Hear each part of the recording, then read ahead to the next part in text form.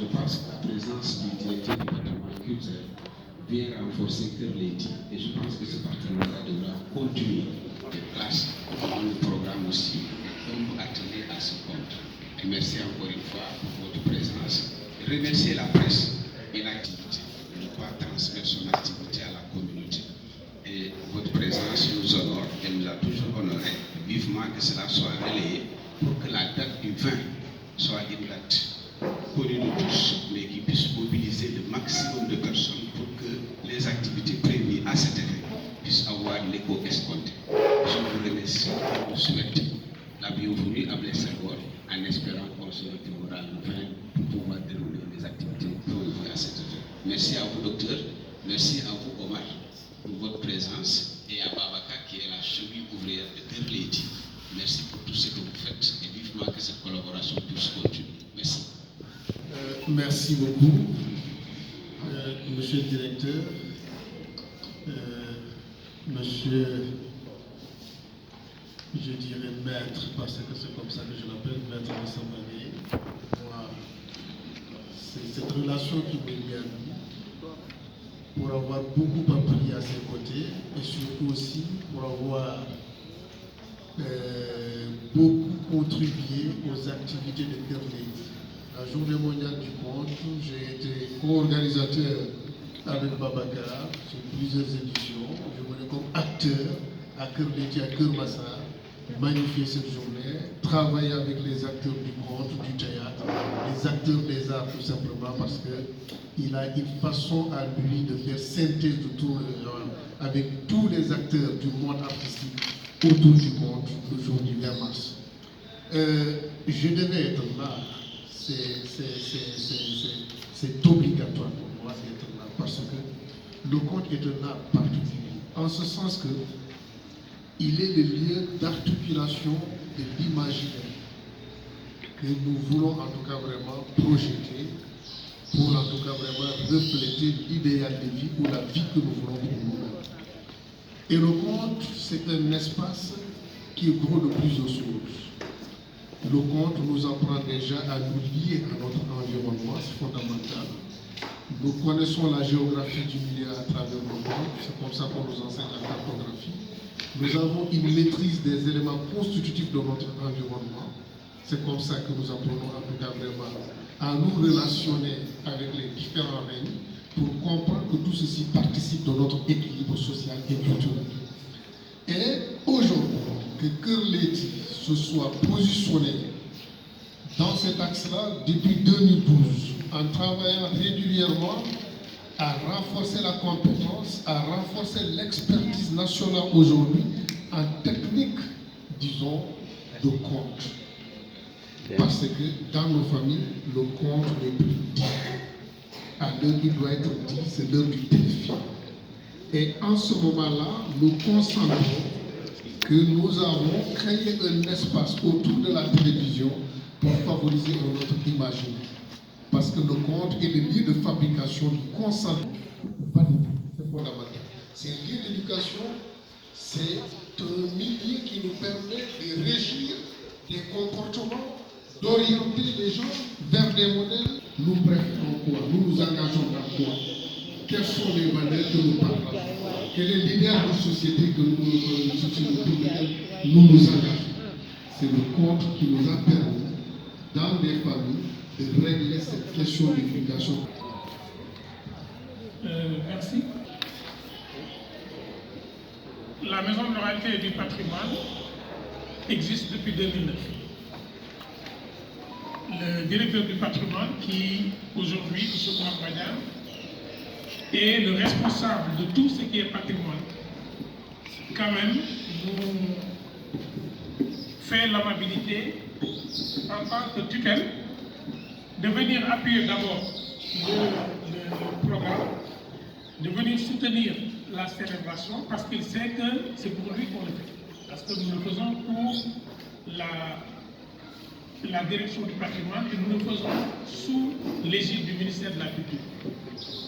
Je voudrais donc remercier le coordonnateur, l'administrateur de la Maison de la Culture. Je voulais parler de la place du souvenir, l'administratrice est déjà là. je voudrais la remercier, Ngakan, merci du fond du cœur. Remercier aussi Babacar, qui est l'administrateur de la maison de l'oralité Kerlegui. C'est ce jeune-là que vous avez en face de vous, qui en est l'administrateur et le gérant. Resté 3 ou 4 mois sans y aller. C'est lui qui a l'entière conception de ce programme. Maintenant, pourquoi est-ce que nous célébrons la journée mondiale du compte? Il faut comprendre que cette journée est une journée institutionnalisée depuis 2004 et officielle. Et la question qu'on se pose, c'est pourquoi nous, au Sénégal, on célèbre toutes les journées de tous les domaines artistiques, mais jamais les journées des domaines artistiques qui nous appartiennent, nous. De quoi avons-nous honte? Nous célébrons toutes les journées. Mais quand arrivent les journées liées à notre propre patrimoine, on ne voit pas d'effervescence, rien de tout. En 2009, donc, on s'est posé cette question-là. Après avoir célébré ça un peu partout, à Abidjan, à Lomé, on faisait le tour de l'Afrique pour aller célébrer cette journée. En 2012, je me suis dit, mais pourquoi est-ce que chaque année je suis invité dans les autres pays, alors que dans mon propre pays, on ne le fait pas? Parce que comme on dit chez nous, si on va voir le spectacle des autres, c'est que chez nous, rien n'est dit. Et c'est comme ça que, lorsque nous avons mis en place la maison de l'oralité, nous nous sommes dit qu'il y a deux choses à faire. Un, le conte déjà est un art social. C'est l'art le plus usité aujourd'hui au monde. Il n'y a pas une seule publicité au monde qui n'utilise le conte, le storytelling. Tel produit a été utilisé par vos grands-parents, vos parents l'ont utilisé. Le conte est au cœur du discours aujourd'hui. Mais, en tant qu'art de la scène, combien de Sénégalais aujourd'hui savent que le Sénégal est détenteur du prix de l'Afrique, de la médaille d'or en Afrique de l'Ouest, du meilleur conteur? Combien de Sénégalais savent que le Sénégal détient cette médaille d'or-là? Tout le monde sait qui est vainqueur de la Coupe d'Afrique dans tous les domaines de sport, ce qui est très bien.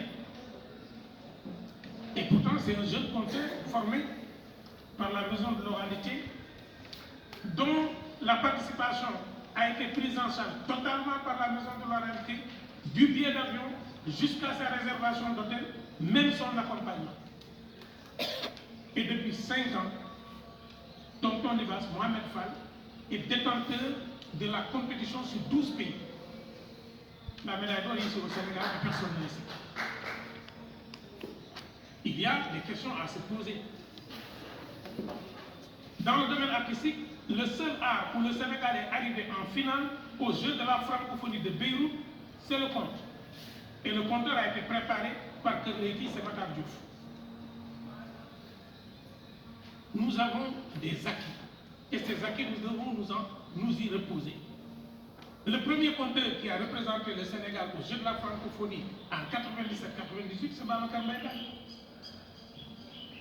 Et nous devons nous poser cette question. Le Sénégal est un hub dans le domaine du conte. On ne peut pas être dans le pays du professeur Bassirou Gueye, être dans le pays de Lamane Mbaye, être dans le pays de Babacar Maïga, être dans le pays de Kourassa, être dans le pays de Mame Daour Wade et ignorer cet art majeur. Peut-être je vais faire une révélation. Parmi les artistes qui voyagent le plus dans le monde, ce sont les conteurs au Sénégal. Mais ils ne communiquent pas, ils ne disent pas où ils vont. Mais au moins, ils font le tour du monde. Aujourd'hui, El Hadj Léone a son propre centre. Il est sorti de Kerlegui. Maïssa Mara fait 1 an et demi à Kerlegui. Il est en train de faire sa carrière. Tous ces gens doivent maintenant lever, se regarder dans le conte et regarder le conte. C'est pourquoi on dit face au miroir. Le conte nous dit nos défauts, nous dit nos tares et nous dit nos forces. Nous sommes dans un pays où personne ne veut qu'on lui parle de ses défauts. Nous avons des défauts et nous avons des qualités. Et cette année, nous serons face au miroir. Nous choisirons des contes qui diront les tares humaines. Et c'est pourquoi il y aura une grande conférence sur comment utiliser le conte pour la cohésion sociale. Mais pourquoi est-ce qu'on a utilisé comme sous-thème Bolo Moedole? sommes dit, le conte dit des choses, mais les choses que disent les contes sont des choses qu'il faut faire. Comme notre thématique c'est Bolo Moindolé, alors que Leyti a décidé de venir avec Blaise Senghor pour d'abord montrer que ce que nous disons, nous le faisons. Bolo avec Blaise Senghor, avec DPC, pour avoir la force de cette célébration. C'est pourquoi on est là aujourd'hui. Et on dit ensemble, tout est possible. Imaginez qu'à l'ouverture du stade Abdoulaye Wade, c'est le conte qui a ouvert le stade. Les gens ne font pas attention. C'est le conte qui a ouvert. À l'ouverture du forum de l'eau, c'est le conte qui a ouvert. Lors de la célébration de la journée de l'unité africaine à l'UNESCO à Paris, en juin dernier, c'est le conte qui a ouvert et c'est le conte qui a clôturé et c'est moi-même modestement qui étais invité. Il faut qu'on se rende compte donc que le conte est devenu un art majeur et que cet art majeur-là forme les gens qui vous parlent. Toutes les grandes manifestations nationales aujourd'hui sont portées par un conteur. C'est presque le docteur Lamandin qu'on voit. Même quand l'équipe nationale part, celui qui les galvanise et qui leur parle est un conteur. Il faut qu'on comprenne qu'on ne parle pas du conte juste en tant qu'art social, on parle du conte en tant que spectacle, art du spectacle. Ensuite, sur l'édition, tous les livres qui sortent, aujourd'hui nous montrent qu'il y a un virage. Les grands romanciers sont tous en train de virer vers l'écriture de contes. Pourquoi est-ce que nous avons cette passion-là? Parce que le conte est inscrit au programme. Il est inscrit au programme secondaire. Il est inscrit en 6e. Il est inscrit en seconde. On le retrouve en terminale. Mais quel conte? C'est le conte écrit. Nous parlons du conte oral. Pourquoi est-ce que nous le célébrons? Nous voulons que nos enfants avant 10 ans puissent dire des contes, parce qu'un enfant qui dit des contes à 10 ans est un enfant qui n'aura pas un problème de prise de parole publique. Tous ces cours en art oratoire, en leadership, apprendre à parler, tout cet argent qu'on gaspille, on le gaspille parce qu'on n'apprend plus aux enfants à dire des contes avant 12 ans. Un enfant qui dit des contes avant 12 ans n'aura pas de problème pour présenter le journal de 20 heures. Parce que c'est technique qui les acquiert. Donc nous voulons profiter de cette journée pour dire aux gens que l'art oratoire est un art en Afrique de l'Ouest, mais nous allons proposer des paroles éclatées. En 2019, nous avons organisé une caravane qui partait du rond-point Sandaga jusqu'à Blaise Senghor. Une séance de contes au rond-point Sandaga, nous l'avons organisée à 11h. Cette année, nous allons faire des folies de ce niveau-là. Des gens vont compter un peu plus vers le ciel, ici à Blaise Senghor. On aura ce qu'on appelle la foire du conte, où les conteurs vont éclater leurs paroles dans l'espace avant qu'on aille à Leyti. Maintenant, je voudrais juste rappeler que si un livre de conte peut coûter aujourd'hui 15 000 francs et être vendu en milliers d'exemplaires en moins d'1 mois, il y a une économie derrière le conte. Je voudrais aussi insister sur cela. Il y a une économie derrière le conte.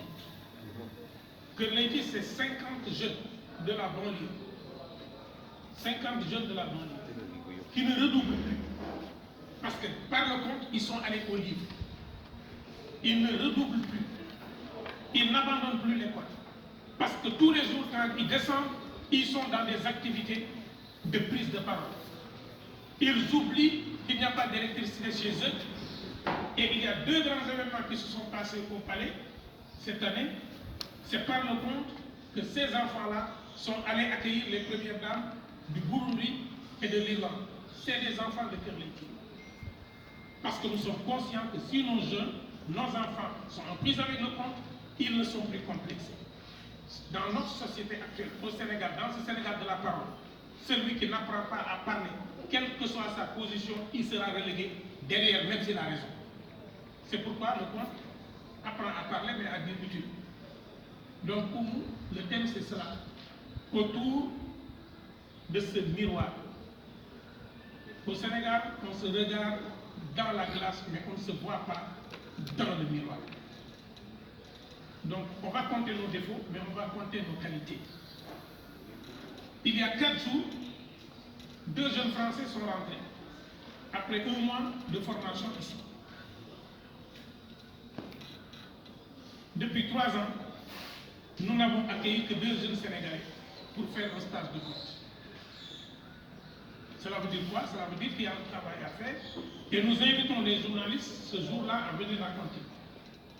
Parce qu'il y a une grande parole qui va être donnée, une scène ouverte, pour que, je ne dis pas les journalistes, que chacun vienne parler. Et je termine par dire que cette année, nous allons dédier cette célébration aux enfants que nous retrouvons dans les lieux de détention. Parce que nous avons un programme avec ces enfants-là où on leur apprend à dire leur mal. Quelqu'un qui ne sait pas dire son mal insulte.